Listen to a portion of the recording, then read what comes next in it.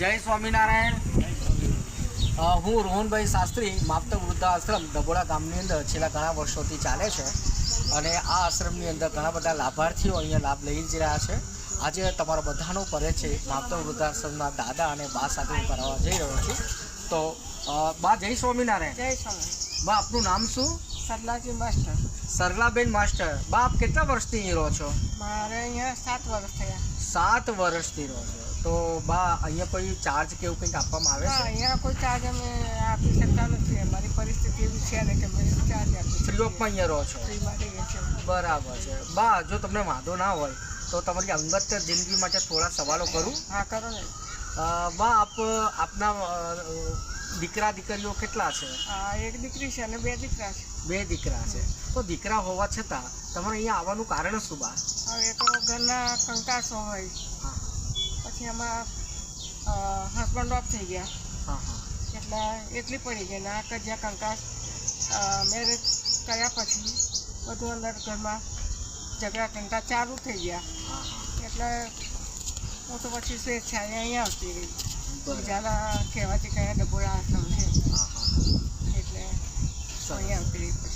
તો બા માની લો કે તમે અહીંયા આટલા વર્ષોથી રહો છો તો ઘણી વખત સાજા માજા પણ તમે થતા હશો, તો તમે માદા પડો તો એની સેવા ચાકરી કોણ કરે છે? અહીંની સેવા ચાકરી અમારી માવતર વૃદ્ધાશ્રમ સંસ્થા એ અમારી સેવા ચાકરી કરે છે। અચ્છા અચ્છા સરસ। તમને એ સિવાય અહીંયા બીજી કોઈ તકલીફ ખરી આશ્રમમાં?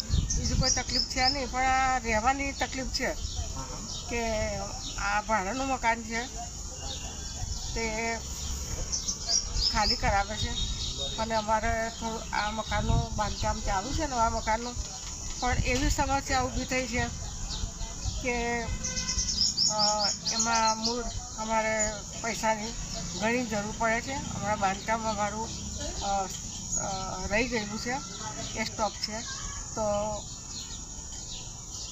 મકાનવાળા ઉતાવળ કરે છે કે તમે ખાલી કરો। હા એટલે તમારે કહેવાનો મકાન મતલબ થઈ જાય હા, હા, તો અમે ત્યાં રહી શકીએ। રહી શકે। સરસ સરસ સરસ। મકાન ક્યાં બને છે નવું? મકાન તો આ વૈયાદેવ છે અને પ્રાંતિયા જવાનો રોડ નીકળે છે ત્યાં આગળ મકાન બની રહ્યું છે? બની રહ્યું છે। અચ્છા અચ્છા પણ ખાસ જો અમને આ મદદ તમે કરી શકતા હોય તો અમને મદદ તમે કરી શકો કે જેથી આ બાંધકામ પૂરું થાય અને અહીંયા બા દાદાઓ શાંતિથી પોતાનું હા જીવન પસાર કરી શકે। બસ બા તમે રડતા નહીં, અમે તમારા દીકરાઓ જે છે અને બની શકે એટલી મદદ। ભાઈ બાને પાણી આપો એમ।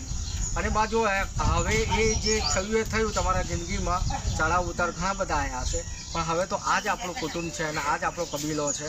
કંઈ પણ એવું હશે તો ચોક્કસ અમને લોકોને કહેજો, અમે તમારી વારે આવીશું, તમને મદદ કરવાના પ્રયત્ન કરીશું। બાને પાણી આપો। જય સ્વામિનારાયણ। તમે જોઈ શકો છો કે માવતર વૃદ્ધાશ્રમના દાદા અને બાની જે પરિસ્થિતિનું જે નિર્માણ થયું છે એ અત્યંત દયનીય અને કરુણાજનક છે કે આજે ઘરમાં જે દીકરા દીકરીઓને ખૂબ મહા મહેનતથી મોટા કર્યા હોય અને જ્યારે એમને વિહામો લેવાનો ટાઈમ આવ્યો માવતરને, ત્યારે એ જ માવતરને ગૃહ ત્યાગ કરવો પડ્યો। તો એ વેદના અસહ્ય છે અને એનાથી પણ મોટી વેદના એવી છે કે અહીંયા ભાડાના મકાનમાં આ લોકો રહે છે ઘણા વર્ષોથી અને હવે ભાડાનું મકાન પણ આ લોકોને ખાલી કરવાની નોબત આવી છે। બીજી જગ્યા પર નવું મકાનની રચના થઈ ગઈ છે, પણ અમુક ફાઇનાન્શિયલી કે નાણાકીય ભીડ હોવાના કારણે આ મકાનનું કામ ખોરંભાયું છે। તો આ બધાને નમ્ર વિનંતી છે કે એમાં તમે થોડા ઉદાર હાથે સહકાર આપો।